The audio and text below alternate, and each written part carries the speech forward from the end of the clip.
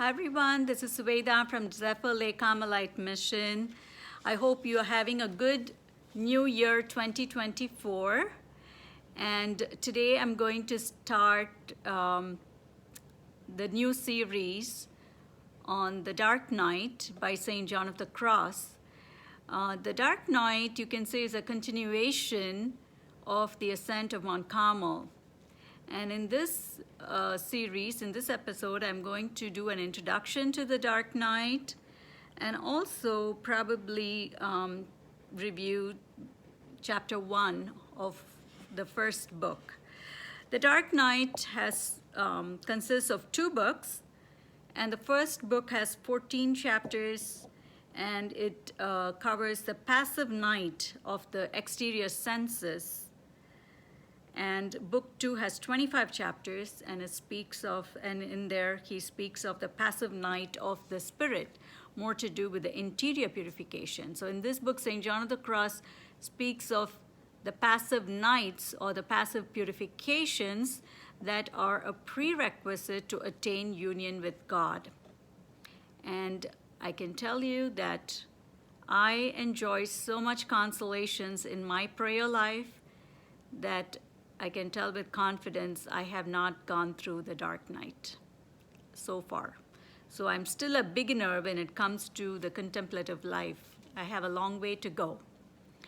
In the Ascent of Mount Carmel, St. John of the Cross speaks of the necessity, and as I said earlier, it's a prerequisite to have the active and the passive nights to attain union with God. So active nights consists of our human effort to purify our senses and our spirit, whereas the passive night consists of purely God's work in our senses and our spirit to purify it so that we can enjoy the fruit of prayer, contemplation, and union with God. In the dark night, St. John of the Cross returns to the stanzas of the poem in the Ascent. The first 2 stanzas, you can go back and review the whole poem, refers to the 2 kinds of purification, the sensory purification and the spiritual purification. And the last 6 stanzas, he speaks of the effects that these purification produces in a person that are wonderful, but they are obscure, and while illuminating, it is also dark. This is the unspeakable joy of the union and encounter with God. And this results from spiritual illumination and union through love. So John speaks of escaping from his own self and his enemies. In this case, the enemies could be the world, our own flesh, and the devil. And disguised and by a secret ladder, he speaks of escaping from these sensory and interior purgation to attain this union. So John speaks of the passive night where God himself leads the soul in the purgation of both the senses and the spirit. So John speaks of the experience of the night, the causes and the purpose. So often people confuse the dark night of the soul with depression or with other kinds of emotional or feelings, but that is not at all what John speaks of. The dark night is an experience that is to do with the person's growth in holiness and spirituality, in virtues, being able to, the human effort takes a person so far, but then after that, God purifies the person's exterior senses. So even if they have these, previously had certain inclinations, they no longer experience those temptations, and they're able to be more mature in their spiritual life. And they become so close to God that they're not even able to enjoy the spiritual consolations that comes as part of prayer. So it's a very different thing when we speak of the dark night. And he speaks of the effects and the experiences of the person before they experience the dark night, during the experience of the dark night, and after the purification is completed. So he speaks of all the three phases that a person goes through. And he says that human work is insufficient by itself to attain union with God. God himself intervenes to produce the necessary purification, the poverty, the emptying necessary to unite the soul to himself. The dark night is the passive divine action of God. The active night is our invitation to seek God's intervention. An attitude of receptivity before God, who is infinite and who communicates himself to the finite soul, causing the soul to experience darkness in the intellect, emptiness in the memory, and aridity or a loss of passions in the will. This leads the person out of his or her old self to the new self that lives only in faith, hope, and love. And in book 1, in the introduction, he gives a description of the dark night. So the poem is recited, the poem Ascent is recited by a soul that has already reached this state of perfection. That is a soul that has already experienced that union with God through love. And in the first stanza, the soul has departed from both love of self and of all things.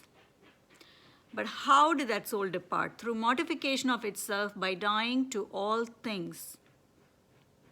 What does the soul experience? The soul has reached the sweet and delightful life of love with God. Purgative contemplation causes in the soul self-negation and negation of all things. And how does this happen? By the strength and warmth from loving the bridegroom and not by human effort alone. And what does a person experience? The three enemies, the world, the devil, and the flesh, are overcome by quieting down all the passions and the appetites in the house of the sense. So there's the purgative contemplation that one experiences. And in the first chapter, St. John of the Cross of Book 1, he speaks of the necessity of the passive night, and also in the subsequent chapters from 2 to 7, he speaks of the 7 capital sins. And he says, he tries to demonstrate the necessity for the passive night by the way of the imperfections that we experience as beginners in each of those 7 capital sins. So that I will not cover today, but that will be in my next video. But today I will cover the first chapter, which is, he speaks of the the benefits of, or why it is essential to go through the passive night. So St. John of the Cross goes into a lot of analogy that you can read in the book. I'm just going to give a very short reflection. St. John of the Cross in his first chapter helps his readers, us, see the necessity for the dark night. He shares that a soul that finds joy, consolation, and satisfaction in spending long hours in prayer, fasting, and penance is truly very weak and imperfect. For the motivation, the thing that motivates this person is the happiness and the pleasure that it derives from these spiritual exercises, and not purely for the glory of God. So will the person or persons continue in these spiritual exercises if they experience a dark night? That is, they don't experience any joy, consolation, happiness, or satisfaction. In spite of that, will they persevere and continue in these spiritual exercises? So We must realize the satisfaction from the spiritual exercises experienced by beginners is purely a grace from God, and it occurs with no effort on the soul's part. And so we have to give God the glory even for these consolations and joys and happiness that we experience in these prayers, fastings, and penances. John of the Cross says the soul needs to be conditioned. So when a soul is in that state, God intervenes and allows it to struggle. The soul has to be conditioned, and God is the one who conditions it through an arduous struggle. And it becomes not joyful. It doesn't experience any consolations or satisfactions or happiness in performing those spiritual exercises and activities. And still the person continues. They persevere. Even though they derive no spiritual consolations, they continue. And that is how the person is able to perform these spiritual activities without any fault and perfectly. And for this reason, God allows the dark night in the life of the person. It is the path or the prerequisite for union and for perfection of the soul. So with that, I'm going to conclude today's video, and I just want to say that in the next video, I will be covering chapters 2 to 7 of Book 1, where St. John of the Cross will use the 7 capital sins to help us understand how the soul benefits from going through the dark night. So with that, I want to pray, and I want to keep you all in my prayers, and I want you to pray for me that by God's grace, in time, that we would all experience the dark night at some point in our life, so that we can go to that next level where there is a more perfect union with God. So with that, I want to wish you a very happy rest of 2024, and all the many blessings to you and your families and your friends.